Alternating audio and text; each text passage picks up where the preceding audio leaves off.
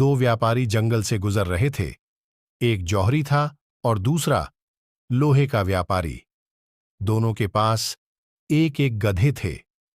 जौहर के गधे की पीठ रेशम के कपड़े से ढकी थी। वह कीमती स्वर्ण आभूषणों और हीरे जवाहरातों से भरे से दो थैले अपनी पीठ पर लादे हुए थाल। वहीं लोहे के व्यापारी के गधे की पीठ पर साधारण कपड़ा था और वह लोहे की छड़ें अपनी पीठ पर लादे हुए था। जौहरी के गधे को इस बात का घमंड था कि वह स्वर्ण आभूषण और हीरे जवाहरात लाद कर ले जा रहा है। वह बार बार अपनी बातों से लोहे के व्यापारी के गधे को नीचा दिखा रहा था। लोहे के व्यापारी के गधे को बहुत बुरा लग रहा था, लेकिन वह चुपचाप जौहरी के गधे की बातें सुन रहा था। अचानक डाकुओं ने उन्हें घेर लिया।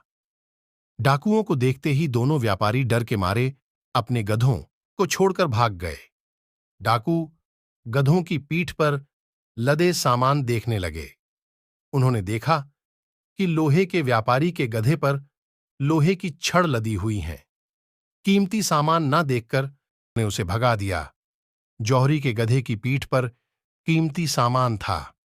उन्होंने उसे पकड़ लिया और उसकी पीठ से कीमती सामान निकालने लगे।